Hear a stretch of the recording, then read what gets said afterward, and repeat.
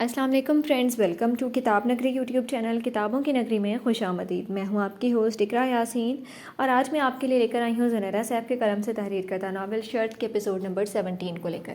اس episode کو start کرنے سے پہلے آپ جلدی سے کر لیجئے ہمارے چینل کو سبسکرائب، ویڈیو کو لائک اور کلک کر لیجئے بیل آئیکن کو۔ اب آتے ہیں ایپیسوڈ کی جانب۔ لاہور کی فضا اسلام آباد کی نسبت گرمی لیے ہوئی تھی۔ یہاں سورج پوری آب و تاب سے چمکتا تھا۔ یہاں کی زمین میں اپنائیت کا احساس تھا۔ یوں لگتا تھا کہ زمانوں کی شناسائی ہو یہاں کی زمین سے۔ مہروش مکمل یہاں کی فضا میں قید ہو رہی تھی۔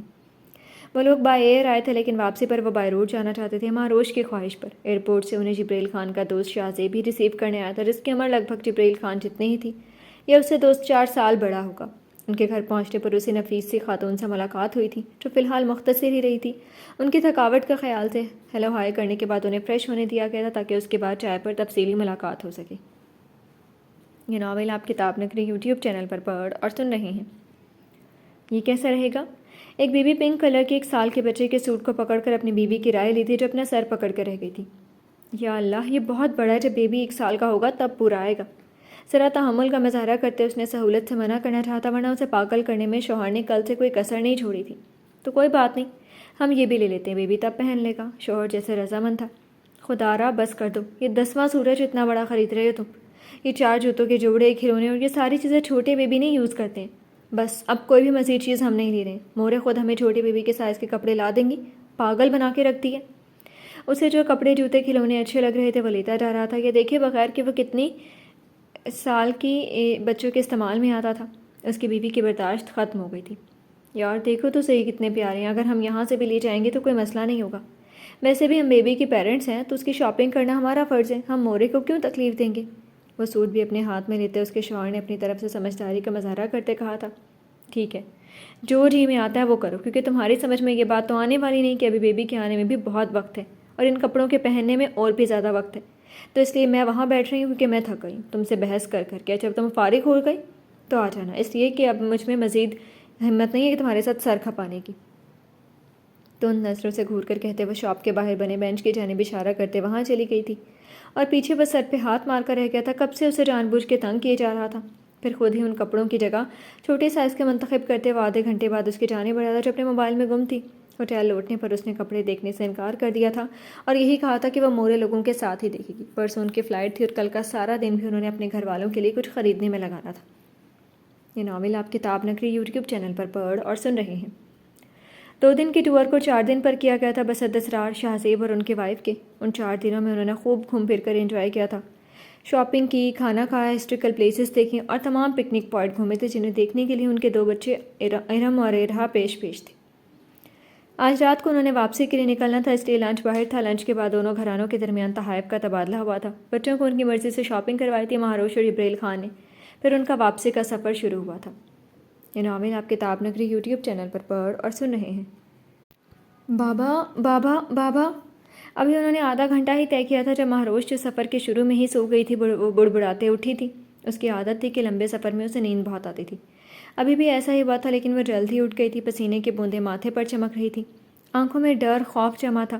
رخ موڑے جبریل خان کی جانب دیکھا تھا جو گود میں لیپ ٹاپ رکھے اپنا کام کر رہا تھا اور ڈرائیور گاڑی ڈرائیو کر رہا تھا۔ اس کے ایسے دیکھنے پر جبریل خان نے اشارتاً پوچھا تھا، کیا ہوا ہے؟ نام میں سر ہلاتی وہ رخ موڑ گئی تھی اور گاڑی کا شیشہ نیچے کیا تھا۔ جبکہ اسی گاڑی میں چل رہا تھا اسے لگا تھا کہ وہ اس سے بے خبر اپنے کام میں ہی مگن ہے۔ کیا کوئی برا خواب دیکھا ہے؟ وہ اس سے بے خبر نہیں تھا بلکہ وہ کب سے اس کی نیند میں بے چینی دیکھ رہا تھا۔ اس کی گود میں رکھے ہاتھ کو اپنے ہاتھ کی گرفت میں لیا تھا اور نرمی سے استفسار کیا تھا۔ وہ جو اس سے رخ موڑ کر کھڑکی کی جانب دیکھ رہی تھی، باہر کے بھاگتے دوڑتے مناظر کو اس کے پوچھنے پر اس کی جانب دیکھا تھا، وہ اس سے سچ میں بے خبر نہیں تھا۔ یہ پانی پئیں۔ پانی کی بوتل کھول کر اسے پکڑائی تھی جسے پکڑ کر اس نے ایک گھونٹ لے کر واپس کر دیا تھا۔ کیا دیکھا خواب میں؟ اسے پتا تھا کہ کسی برے خواب سے وہ جاگی ہے، ورنہ سفر کے دوران اس کی نیند گہری بہت ہوتی تھی۔ مجھے بابا سے بات کرنی ہے۔ خواب بتانے کا اس میں حوصلہ نہیں تھا۔ کچھ دنوں سے اسے مسلسل برے خواب آ رہے تھے لیکن آج کا خواب سب سے برا تھا۔ ٹھیک ہے، یہ لیں کال جا رہی ہے۔ اس کا ہاتھ ہنوز گرفت میں تھا، رکھے دوسرے ہاتھ سے کال ملائی تھی حمزہ کے نمبر پر جو ابھی کچھ دیر قبل بابا اور ماما کو ایئرپورٹ سے ریسیو کر کے لایا تھا۔ اپنے اپارٹمنٹ میں موجود ان دونوں کے لیے وہ کچھ ہلکا پھلکا بنانے لگا تھا۔ جب جبریل خان کی کال دے کر اس نے ریسیو کی تھی اور موبائل سامنے رکھتے خود فریزر سے کچھ نکالنے گیا تھا۔ حمزہ کیسے ہو؟ بابا ماما کیسے ہیں؟ کدھر ہے وہ؟ ایک ہی سانس میں سوال کرتے اس نے بے چینی سے جواب کا انتظار کیا تھا۔ ٹھیک ہوں میں، ماما اور بابا بھی ٹھیک ہیں۔ تم کیسی اور جبرائیل لالا کیسے ہیں؟ کیسا رہا آپ لوگوں کا لاہور کا ٹور؟ فریج سے انڈے نکال کر وہ لایا تھا۔ ٹھیک ہے وہ، اور اچھا رہا ٹور بھی۔ میری بابا سے بات کروا دو، میں بہت مس کر رہی ہوں پلیز۔ اس کی شکل رونے والی ہو رہی تھی۔ اوکے میں لے کر جا رہا ہوں، ویٹ اے منٹ۔ کچھ دیر میں وہ فون پکڑے اپنے کمرے کی طرف گیا تھا، جدھر بابا فریش ہو کر کچن میں ہی آنے لگے تھے جبکہ مما واش روم میں تھی۔ بابا ماں ہی ہے، اس سے بات کر لی۔ فون ان کی جانب پکڑاتے وہ خود باہر نکل گیا تھا۔ پتہ نہیں کیا ہوتا جا رہا ہے اسے دن بدن۔ پریشانی سے اس کے ماتھے پر لکیریں گہری ہو رہی تھیں۔ بابا میں آپ کو بہت مس کر رہی ہوں۔ وہ جو حمزہ کو دیکھ کر خود پر قابو رکھے ہوئے تھی، بابا کو دیکھتے آنسو خود بخود نکل آئے تھے۔ ساتھ بیٹھے جبرائیل خان کے لیے کام کرنا دشوار ہو رہا تھا۔ اپنی موجودگی میں کم از کم وہ اسے رونے نہیں دے سکتا تھا۔ اگر اس کی موجودگی میں بھی وہ روئے گی تو لعنت ہے اس پر، یہ جبرائیل خان کا خیال تھا۔ ریلیکس مہروش، وہ ہفتے کی شام واپس آ رہے ہیں، آپ کو روتے دیکھ کر پریشان ہوں گے۔ اپنا بازو اس کے پیچھے کرتے نرمی سے ساتھ لگاتے اس نے کہا تھا۔ میری جان، بابا بھی آپ کو بہت مس کریں، آپ پریشان مت ہو، میں کوشش کرتا ہوں کہ ہم پہلے آ جائیں۔ وہ جانتے تھے کہ وہ اداس ہو رہی ہے ان کے لیے۔ پکا نا؟ اب حمزہ سے پہلے آ جائیں گے نا؟ حمزہ اور ان کی فلائٹ ہفتے کی روز کی تھی، لیکن اب وہ مہروش کے لیے 2 دن پہلے کروانے لگے تھے۔ آئی پرومس ہم حمزہ سے پہلے آ جائیں گے، بٹ آپ روئیں نہیں، آپ کے آنسو بابا کو تکلیف دے رہے ہیں۔ ان کے دل کو کچھ ہو رہا تھا۔ اپنی بیٹی کی آنکھوں میں آنسو دیکھنا کسی بھی باپ کے بس کی بات نہیں ہوتی ہے۔ بابا میں رو تو نہیں رہی ہوں، بس یہ پانی ایسے ہی نکل رہا ہے، میں آپ بہت مس کر رہی ہوں۔ میرا دل بہت ڈر ہے، آپ کو مما اور بابا کو ملنے کو چاہ رہا ہے۔ اتنے دن ہو گئے میں آپ سے ملی نہیں ہوں۔ اپنی بے بسی بتائی تھی اور ایک ہاتھ سے نکلتے آنسو صاف کیے تھے۔ جبرائیل خان نے تعصب سے اسے دیکھا تھا۔ چچا آپ پریشان نہیں ہو، اور مہروش آپ کا اگر دل کر رہا ہے تو ہم کل ہی امریکہ چلتے ہیں، واپس ہم ان کے ساتھ ہی آ جائیں گے۔ اپنی اہم میٹنگ کو پسے پش ٹال کر وہ اس کے لیے فوراً پلان بناتا جانے کے لیے تیار ہو گیا تھا۔ اس کے ہاتھ سے فون اپنے ہاتھ میں کرتے اس نے ان دونوں کو اپنا تازہ ترین پلان بتایا تھا۔ لیکن آپ کی کل کی میٹنگ اہم ہے، وہ متذبذب تھی۔ میٹنگ آپ سے اہم تھوڑی ہے۔ اسے دیکھتے اس نے چچا جان کو بھی تسلی دی تھی۔ نہیں جبرائیل آپ رہنے دیں، میں کل ہی ہماری ٹکٹس کروا رہا ہوں اور پرسوں کی فلائٹ سے ہم واپس آ رہے ہیں، آپ کو آنے کی ضرورت نہیں۔ اور مہروش اب آپ بالکل نہیں روئیں گی، آپ مجھے پریشان کر رہی ہیں، بابا کو آپ روتی نظر نہیں آنی چاہیے، ٹھیک ہے؟ بابا جان نے اپنا حتمی فیصلہ سناتے اسے کہا تھا، جس پر وہ سر ہلا گئی تھی۔ ٹھیک ہے بابا، حمزہ کا خیال رکھیے گا۔ کال بند کرنے سے قبل اس نے نہ جانے کس خدشے کے تحت کہا تھا، جس پر وہ مسکراتے سر ہلا گئے تھے۔ ایک دوسرے کے ساتھ ہوتے ہوئے لڑتے تھے اور پیچھے ایک دوسرے کے متعلق ہدایات دے رہے تھے۔ یہ ناول آپ کتاب نگری یوٹیوب چینل پر پڑھ اور سن رہے ہیں۔ ویسے میں تمہیں بڑی سینسیبل سمجھتا تھا، افسوس سے کہا تھا، اور بیڈ کی پائنتے پر بیٹھنے سے قبل اس کا چہرہ ملاحظہ کیا تھا جو سرخ ہوا تھا۔ ان کی کچھ دیر میں واپسی کی فلائٹ تھی، بس وہ نکلنے سے قبل فریش ہونے لگی تھی۔ کیا مطلب ہے اس بات کا؟ گھورتی نظروں سے پوچھا تھا اور الماری کا پٹ ایسے زور سے بند کیا تھا جیسے اس کے منہ پہ کیا ہو۔ ہاتھ میں کپڑے تھام رکھے تھے، واش روم جانے کے لیے بدلنے کی نیت سے۔ یہی کہ سمجھنے اور ہونے میں بڑا فرق ہوتا ہے۔ جواب بے نیازی سے آیا تھا، اس کے چہرے کا رخ نیچے جوتوں کی جانب تھا جن کے لیسز باندھتے اس نے کمال بے نیازی سے جواب دیا تھا، یہ جو اب سراسر بے عزتی ہے۔ لیکن میں نے تمہیں جیسے سمجھا تھا تم بالکل ویسے ہو، چڑھتے کہہ کر جھپاک سے واش روم میں بند ہو گئی تھی۔ پیچھے وہ یہ سمجھنے کی کوشش میں تھا کہ یہ کمپلیمنٹ تھا یا… کچھ دیر بعد جب وہ واش روم سے نکلی تو اسے اسی پوزیشن میں بیٹھا تھا، اب جوتوں کے لیسز باندھ کر سیدھا ہو چکا تھا۔ ذرا روشنی ڈالیں گی اپنی اس بات پر؟ ادھر ہی بیٹھے طنزیہ انداز میں کہا تھا، جبکہ شیشے کے سامنے کھڑی وہ بال کنگھی کر رہی تھی۔ ایک نظر اسے دیکھا تھا اور ابرو اٹھاتے انداز ایسا تھا کہ مجھ سے بات کر رہے۔ وہ اندر ہی اندر تل ملا رہا تھا۔ اسے ایسے خفگی سے خود کو دیکھتے پا کر نور الہدا کے دل میں ٹھنڈ پڑی تھی۔ اب آیا نا اونٹ پہاڑ کے نیچے، میں آپ محترمہ سے مخاطب ہوں۔ اٹھ کر وہ بیگس کے پاس آ کھڑا ہوا تھا، انہیں سیدھا کرتے اس نے اپنی بات دہرائی تھی۔ کیا فرمایا آپ محترم نے؟ کھلے گھنگریالے بال پیچھے جھڑکتے اس نے دوپٹہ سر پہ ٹکایا تھا۔ سچ شکر کہ اس نے کتنے دن سے بالوں پر کوئی کمنٹ نہیں کیا تھا۔ یہی کہ کیسا مجھے آپ سمجھتی تھی؟ اس کے دل و دماغ میں کھلبلی مچی ہوئی تھی کہ کیا سوچا تھا اس نے میرے بارے میں۔ میں جواب دینا ضروری نہیں سمجھتی۔ بیڈ سے پرس اٹھاتے اسے کوہنی پر لٹکایا تھا اور آنکھوں کو گوگل سے چھپایا تھا، جو شرارت سے مسکرا رہی تھی اس کی حالت دیکھ کر۔ بہت شکریہ، لیکن میں آپ کو جتنا سمجھدار، بات سمجھنے والی اور عقل مند سمجھتا تھا، آپ بالکل بھی ویسے نہیں ہیں، بالکل بچوں جیسا بہیو کرتی ہیں۔ بیگس پر گریپ چماتے انہیں دروازے تک گھسیٹتے اس نے ایک حربہ آزمایا تھا اگلوانے کا۔ بالکل ٹھیک کہا آپ نے، بس صحبت کا اثر ہے محترم۔ چلیں اب کہ آپ کا دل یہیں اٹک گیا۔ تب تو اسے بہت چڑھی تھی، لیکن نہیں، ابھی اسے اور تپانا بنتا تھا، اس لیے خود پہ قابو پاتے وہ اسے چڑھاتے باہر نکل گئی تھی۔ پیچھے وہ اپنے کھودے گڑھے میں خود ہی جا گرا تھا، بیگس تھامے اس نے بھی تقلید کی تھی۔ یہ ناول آپ کتاب نگری یوٹیوب چینل پر پڑھ اور سن رہے ہیں۔ زرمین گل کی شادی کے بعد سے جبرائیل خان کی اور اسفندیار خان کی والدہ کا اپنے میکے سے رشتہ نہ ہونے کے برابر رہ گیا تھا۔ جبرائیل کی شادی پر بھی بلایا گیا تھا، لیکن وہ شرمندگی کے مارے نہیں آ سکے تھے۔ لیکن آج ان کا آنا حیران کن تھا، کیونکہ اپنے کیے پر پشیمان ہونے کے ساتھ ساتھ وہ فرشتے کا رشتہ لینے کے تمنائی تھے۔ ہم جانتے ہیں ہمارے بیٹے نے بہت غلط کیا تھا، کہیں نہ کہیں ہم بھی قصوروار ہیں کیونکہ ہمیں اس کی مرضی کے خلاف رشتہ نہیں کرنا چاہیے تھا۔ جو بھی ہوا برا ہوا ہماری طرف سے، لیکن اللہ نے زرمین گل کے لیے بہت اچھا کر دیا۔ ہم شرمندہ ہیں اپنے کیے پر۔ ہم آپ سے معافی کے طلبگار ہیں بی جان، اور ہم فرشتوں کو اپنے چھوٹے بیٹے کے لیے مانگنا چاہتے ہیں۔ زرمین گل کی ممانی جان جو اون خان اور راحل خان کی والدہ تھیں، وہ معافی مانگنے کے ساتھ ساتھ اپنی ڈیمانڈ بھی سامنے رکھ چکی تھیں۔ اس وقت بی جان اپنی دونوں بہوؤں سمیت مہمان خانے میں براجمان تھی اور خاموشی سے ان کا مطالبہ سن رہی تھی۔ ان کے تاثرات ناقابل فہم تھے۔ دونوں بہوؤں کا بھی یہی حال تھا۔ آپ آئیں اور اپنے کیے پر معافی مانگی، دیر سے ہی صحیح، لیکن آپ کو خیال آیا کہ آپ کی طرف سے زیادتی کی گئی تھی، اس لیے ہم آپ کی معافی کی قدر کرتے ہیں، لیکن رشتے کی بات مت چھیڑیں، کیونکہ ہم اس حق میں نہیں، کیونکہ بیٹیوں کے معاملے میں تمام والدین ڈرتے ہیں۔ ہم ایک رشتہ آپ کی طرف کر کے ڈر چکے ہیں، جس کا صلہ ہمیں عین شادی کے دن ملا تھا۔ وہ تو بھلا ہوا ذرا بچی کا کہ ان کے بھتیجے نے ہماری عزت رکھ لی، باہر کے خاندان سے ہوتے ہوئے، لیکن اپنوں نے اس عزت کو مٹی میں ملانے کی کوئی کسر نہیں چھوڑی تھی۔ اس لیے ہم اس رشتے کے بارے میں کوئی بھی بات نہیں کرنا چاہتے، اور مزید بھی ہم گھر کے مردوں سے بات کر کے آگاہ کر دیں گے۔ اس لیے آپ جب تک چاہیں بیٹھیں اور چائے پئیں، بلکہ کھانا بھی کھا کر جائیے گا، میں نماز ادا کرنے جا رہی ہوں۔ بہو کھانا کھائے بغیر مت جانے دیجیے گا انہیں۔ بیجا نے دو ٹوک بات کہنے کے ساتھ ساتھ ان کی میٹھی میٹھی کی تھی، اور پس پردہ زارا افندی کی بھی شکر گزار تھی جنہوں نے ان کی عزت رکھ لی تھی۔ وہاں سے نکل کر وہ اپنے کمرے کی جانب بڑھ گئی تھیں، جبکہ پیچھے پریسا اور فرشتے کی ممانی اپنی بات پر شرمندہ ہو رہی تھی، جو بیٹے کے کہنے پر یہاں آئی تھی، اور ان کی توقع کے مطابق ہی انہیں جواب ملا تھا۔ شرمندہ ہوتی کھانا کھائے بغیر ہی وہاں سے چلی گئی تھیں۔ یہ ناول آپ کتاب نگری یوٹیوب چینل پر پڑھ اور سن رہے ہیں۔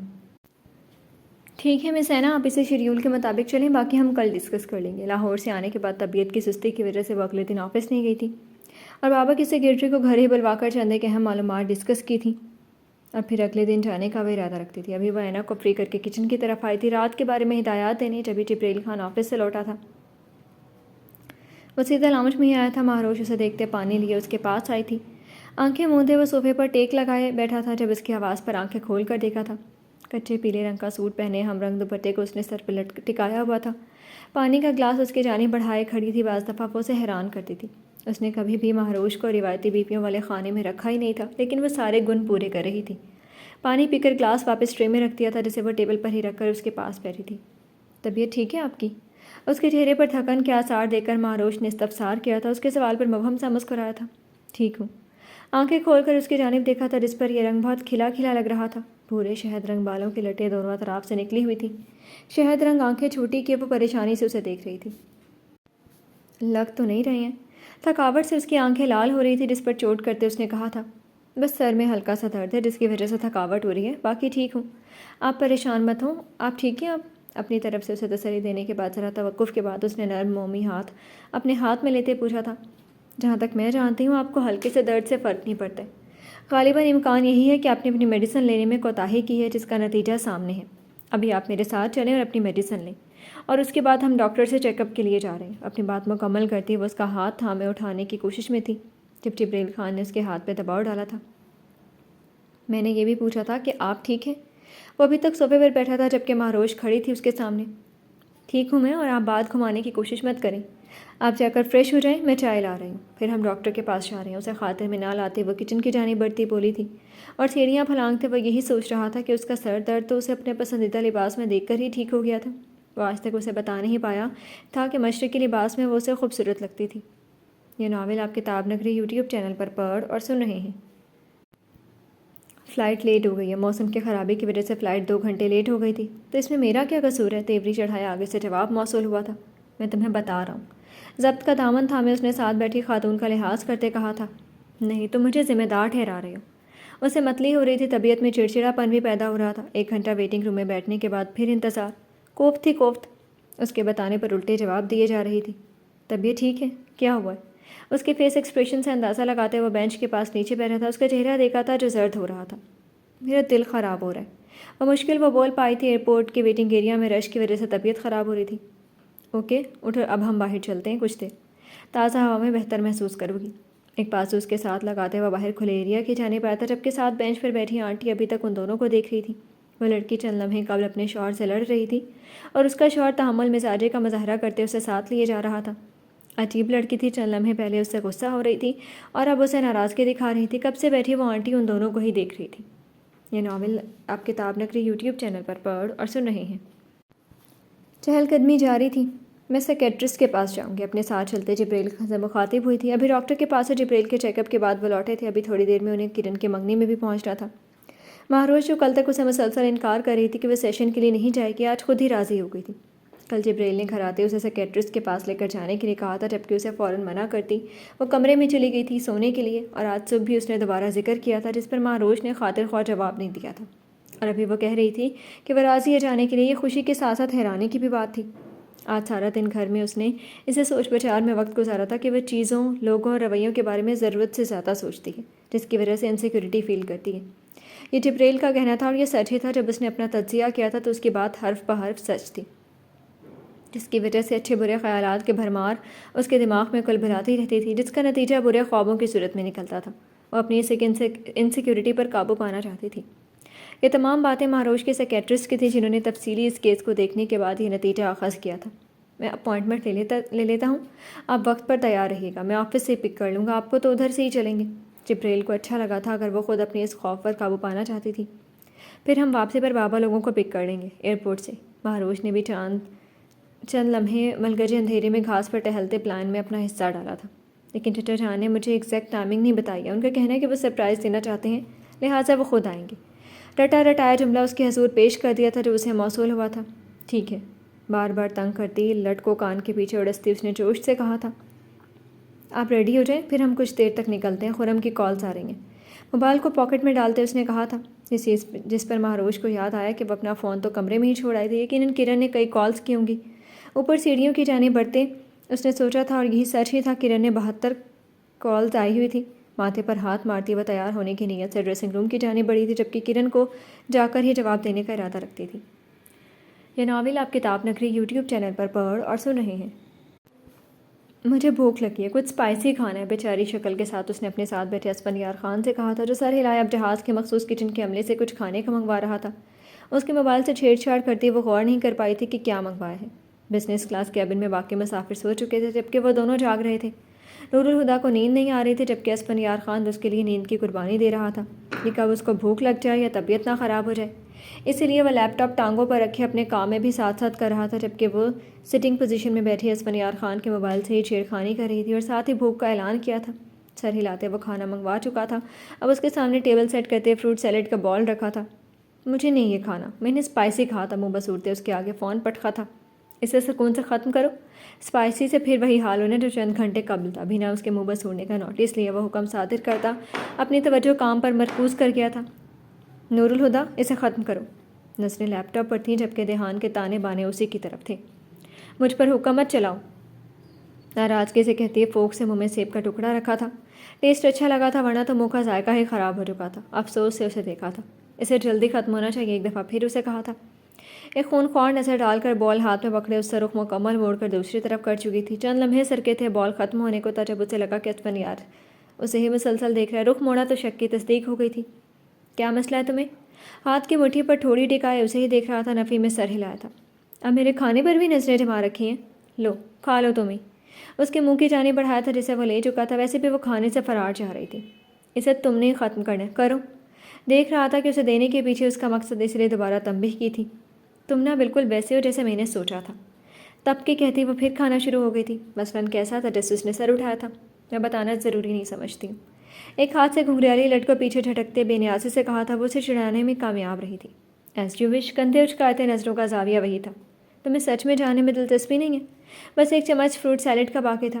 ایسا ہی ہے، نظروں کو ہنوز کچھ بھی کہنے سے باز رکھا تھا۔ ٹھیک ہے، اگر تمہیں جانے میں دلچسپی نہیں ہے تو نہیں بتاتی، ورنہ بتانے لگی تھی۔ بال کو وہ واپس ٹیبل پر رکھ چکی تھی۔ اگر تم بتانا چاہو تو بتا سکتی ہو، ورنہ مجھے کوئی فرق نہیں پڑتا ہے۔ لہجہ حتول امکان نارمل رکھا تھا، جس پر نور الہدا کا کہا بے ساختہ تھا۔ تمہیں کیا لگتا ہے کہ تم مجھے باتوں میں لگا کر اگلوا لو گے؟ تو تمہاری بھول ہے، کیونکہ ایسا تو بتانے والی میں بھی نہیں ہوں۔ اب بیٹھ کر سوچو کہ تم مجھے کیسے لگتے تھے۔ By the way, fruit salad سے میری انرجی واپس آ گئی ہے۔ ہنسی ضبط کرتی وہ سرخ ہوتی ناک سے کہہ رہی تھی، اور اسفندیار خان اس کے چہرے کو دیکھ چکا تھا، جسے وہ موڑ کر لیپ ٹاپ کی جانب کر چکی تھی۔ شاید کو مووی دیکھنے کا ارادہ تھا، لیکن اس طرح ہنستی وہ بھلی لگ رہی تھی۔ جو بھی تھا، بہرحال باتوں باتوں میں وہ اسے پورا سیلیڈ ختم کروانے میں کامیاب رہا تھا۔ یہ ناول آپ کتاب نگری یوٹیوب چینل پر پڑھ اور سن رہی ہیں۔ ویسے حمزہ، تمہیں بھی شادی کر لینی چاہیے۔ ٹھیک کہہ رہی ہوں نا مما؟ ساتھ ہی ان سے بھی تصدیق چاہی تھی۔ کرن کے کہنے پر ویڈیو کال پہ حمزہ سے بات ہو رہی تھی۔ کرن کی منگنی کی رسم ادا ہونے کے بعد وہ اس کے ساتھ اسٹیج پر بیٹھی تھی۔ ایئرپورٹ کے لیے نکلنے سے قبل ہی مہروش کی کال آ گئی تھی۔ بابا پتہ نہیں کہاں تھے، البتہ حمزہ مما کی گود میں سر رکھے چھوٹے سے لیونگ روم میں موجود صوفے پر لیٹا ہوا تھا۔ ویسے میرا بھی یہی خیال ہے آنٹی، اب آپ کو اسے نکیل ڈال ہی دینی چاہیے۔ کرن بھی مہروش کے ہم خیال تھی۔ جبریل اسٹیج سے دور تھا، کہیں کاروباری دوستوں کے ساتھ موجود تھا۔ یار تم لوگ میرے پیچھے کیوں پڑ گئی ہو؟ ایک نے شادی کروا لی اور دوسری نے منگنی، تو اس میں میرا کیا قصور ہے؟ لہٰذا آپ لوگ مجھ سے براہ مہربانی دور ہی رہیں۔ چھڑ کر کہتے وہ اٹھنے لگا تھا، لیکن مما نے ہاتھ پر دباؤ ڈالتے روک لیا تھا۔ ویسے میں بھی آپ لوگوں کی ہم خیال ہوں، مما نے اس کے بالوں میں انگلیاں پھیرتے کہا تھا۔ ان کے چہرے پر کہیں بھی مذاق کی رمق نہیں تھی۔ یار مما آپ تو نہ کریں، ابھی کیا جلدی ہے؟ وہ غالباً فی الحال تیار نہیں تھا۔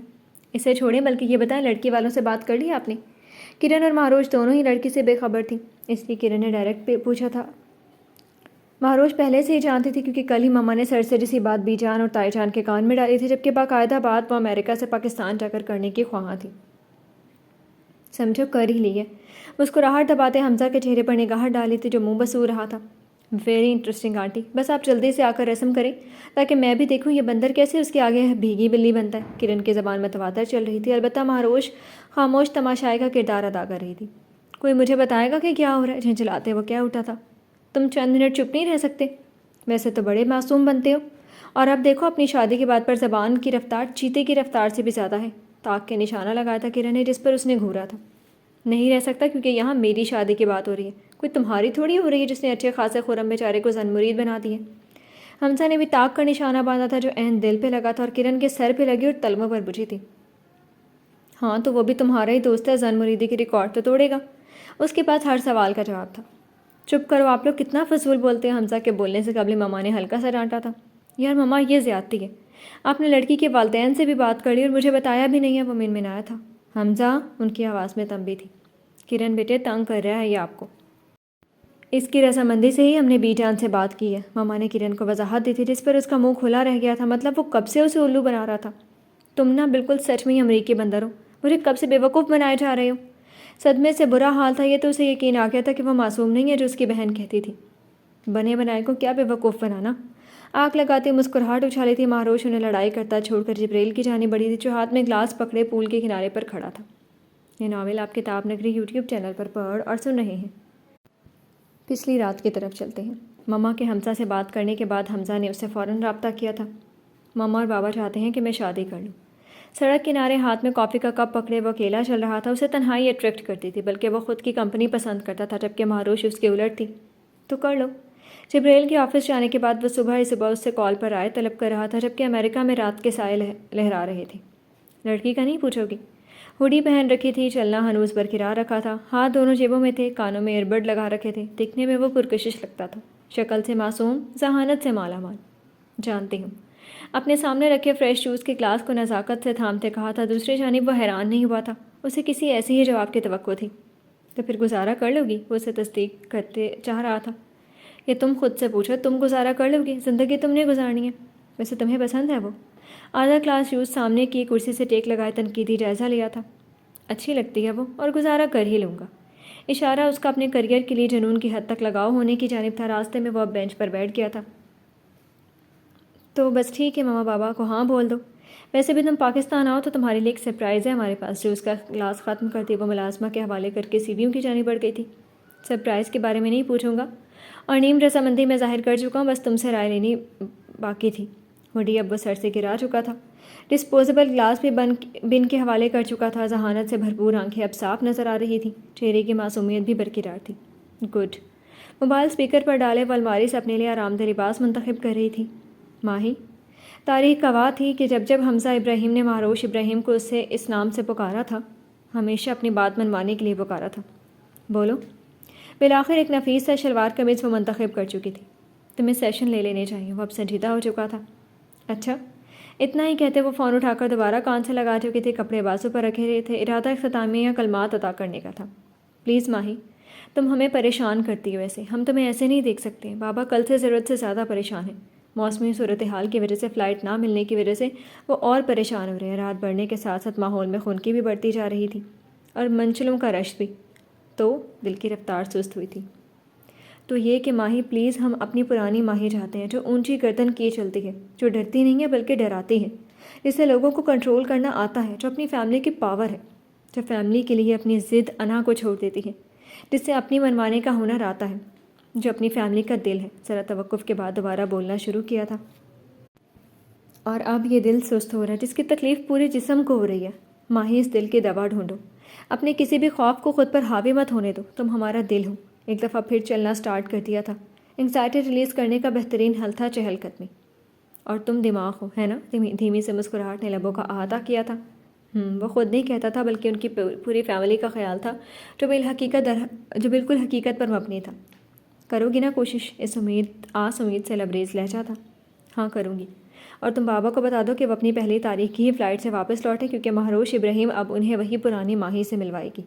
عزم باندھے کہا تھا جو میلوں دور بیٹھے ماں جائے کہ دل کا سکون ثابت ہوا تھا۔ یہ ناول آپ کتاب نگری یوٹیوب چینل پر پڑھ اور سن رہے ہیں۔ انہیں واپس پاکستان آئے 2 دن ہو چکے تھے۔ نورالہدیٰ کو حویلی چھوڑ کر وہ خود تایا جان کے ساتھ ایک میٹنگ کے سلسلے میں کراچی چلا گیا تھا۔ جانے سے پہلے وہ خوشی کی خبر بھی بتا کر گیا تھا، جسے سنتے پورے گھر میں خوشی کی لہر دوڑ گئی تھی۔ تمام خواتین نے اسے ہاتھوں ہاتھ لیا تھا۔ کھانے پینے کی خاص ہدایات ملی تھیں بی جان سمیت دونوں بڑی خواتین سے۔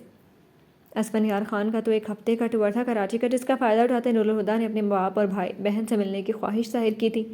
بی جان نے اجازت دے دی تھی اور ولی کو اسے چھوڑنے کی ذمہ داری سونپی تھی، جو اپنے کام کے سلسلے میں اسلام آباد جا رہا تھا۔ وہ بخوشی قبول کرتا ساتھ لے جانے پر راضی ہوا تھا۔ 1 ہفتہ گزارنے کی نیت سے اس نے پیکنگ کی تھی۔ SMS پر وہ اسفندیار خان کو بھی بتا چکی تھی، جبکہ کال اس نے اٹھائی نہیں تھی۔ غالباً امکان یہی تھا کہ وہ میٹنگ میں ہوگا۔ بھابھی آپ کیا پورے مہینے کے لیے جا رہی ہیں؟ اور کیا ان میں لالا کے بھی کپڑے ہیں؟ مسکراہٹ دباتے اس نے گاڑی کی ڈگی میں سامان رکھتے پوچھا تھا، جو 2 بڑے بڑے سوٹ کیس پر مشتمل تھا۔ تمہارے لالا کی کیوں لے کر جاؤں گی؟ اور ان میں کچھ گفٹس ہیں جو بی جان بابا لوگوں کے لیے بھجوا رہی ہیں۔ شرمندہ سی وہ جواب دیتی پچھلی سیٹ کا دروازہ کھولے بیٹھ گئی تھی، کیونکہ بی جان کی ہدایت تھی کہ تھکاوٹ کی وجہ سے وہ لمبے سفر سے اکتا کر لیٹ بھی سکتی ہے۔ ارے بھابھی آپ شرمندہ کیوں ہو رہی ہیں؟ باخدا میں نے ایک جنرل بات پوچھی تھی۔ اگر آپ کو برا لگا تو I'm really very sorry بھابھی۔ وہ اب اسے اپنے بیٹوں کے سوال پر شرمندگی ہوتی جو پولیس یونیفارم کی کیپ اتارتے سامنے ڈیش بورڈ پر رکھ چکا تھا اور گاڑی سٹارٹ کرتے گیٹ سے باہر نکالی تھی۔ ولی تو میرے چھوٹے بھائی ہو، مجھے کچھ بھی برا نہیں لگا، نرمی سے کہتے اس نے گاڑی کا شیشہ نیچے کیا تھا، جس پر وہ سر ہلا گیا تھا۔ یہ ناول آپ کتاب نگری یوٹیوب چینل پر پڑھ اور سن رہے ہیں۔ پہنچ گئی آپ؟ اسفندیار خان کا میسج آیا تھا۔ ابھی کچھ دیر قبل ہی وہ پہنچی تھی اور بصد اصرار چائے کے لیے ولی کو روکا تھا، جو جانا چاہتا تھا، لیکن نورالہدیٰ نے چائے کے بغیر جانے ہی نہیں دیا تھا۔ ابا گھر نہیں تھے، جبکہ حیات کی آج چھٹی تھی، کیونکہ جس کالج میں وہ جاب کرتی تھی وہاں اب کالج کے بوائز کا ٹرپ مر ہی گیا تھا، جبکہ گرلز کا 2 دن قبل ہی لوٹا تھا۔ حیات بھی گئی تھی ان بچوں کے ساتھ۔ ابا کی وجہ سے جانا تو نہیں چاہتی تھی، لیکن ابا نے زبردستی بھیج دیا تھا۔ اپنی کالج لائف میں وہ کبھی بھی کسی کالج ٹرپ پر نہیں گئی تھی، کیونکہ وہ خود پر اور اپنی بہن پر مزید الزامات برداشت نہیں کر سکتی تھی، لہٰذا ہر ٹرپ پر وہ کوئی نہ کوئی بہانہ بنا لیتی تھی۔ حالانکہ اسے گھومنے پھرنے کا بہت شوق تھا، جسے وہ اپنے اندر دبا چکی تھی۔ ٹرپ پر اس کے ساتھ عجیب واقعہ پیش آیا تھا۔ مال روڈ سے ہوٹل کی جانب واپسی پر رات کے وقت وہ راستہ بھول گئی تھی۔ بچیاں اسے چکما دیتی بنا انفارم کیے خود ہوٹل واپس چلی گئی تھی، جبکہ مال روڈ پر DP آفس کے پاس وہ لوگوں سے انجان کھڑی رونے کے قریب تھی، جب کسی کے پکارنے پر اس نے ڈبڈبائی آنکھوں سے اپنے سامنے پکارنے والے کو دیکھا تھا، جو شاید نہیں یقیناً اس سے ہی مخاطب تھا۔ جھلملاتے ستاروں کی وجہ سے پہچان میں مشکل ہو رہی تھی، جس کی وجہ سے حوالنک بنی بیوقوفوں کی طرح کھڑی تھی۔ بالآخر آنکھیں صاف کرتے جب سامنے دیکھا تو یاداشت کے دریچوں نے در واں کر دیے تھے۔ یہ اسفی لالا کے چھوٹے بھائی تھے، جو پولیس میں تھے۔ یہ اسے آج پتہ چلا تھا اس کے یونیفارم کو دیکھ کر۔ میں آپ سے مخاطب ہوں مس، کیا ہوا ہے؟ یہاں ایسے اکیلی کیوں کھڑی ہیں؟ ایک دفعہ پھر اپنے الفاظ دہرائے تھے، جسے سمجھتے اس نے زبان کو زحمت دی تھی۔ میں کالج ٹرپ پر آئی ہوں، تو مجھے ہوٹل بھول گیا کون سا ہے۔ منمناتے اس نے دونوں آنکھوں کو ہاتھ کی پشت سے صاف کرتے کہا تھا، جس پر اس نے سر ہلاتے ہوٹل کا نام پوچھا تھا۔ آپ کو ہوٹل کا نام پتہ ہے؟ بیوقوفوں کو طرح نام شرمندگی سے سر ہلایا تھا۔ رستہ تو پتہ ہوگا نا، رائٹ؟ اس کے ساتھ 2 پولیس اہلکار بھی کھڑے تھے۔ ایک دفعہ پھر نام سر ہلا دیا تھا۔ کوئی تو نشانی یاد ہوگی؟ ایک دفعہ پھر جاننے کی ناکام کوشش کی تھی۔ اسے نہیں پتا تھا کہ نور بھابھی کی یہ بہن اتنی بیوقوف ہوگی۔ اچھا آپ میرے ساتھ چلیں، اس کے کہنے پر وہ چل بھی پڑی تھی۔ مطلب وہ سچ میں بیوقوف تھی، مطلب کہ کسی کے ساتھ بھی وہ جانے کو تیار تھی۔ مجھے نہیں پتا تھا کہ نور بھابھی کی جیسے سینسیبل خاتون کی بہن اتنی بیوقوف ہوگی، جو ایک انجان لڑکی کے ساتھ چل پڑے گی۔ اپنے ساتھ عبایا میں ملبوس لڑکی کو اپنے خیالات سے بآواز بلند روشناس کروایا تھا۔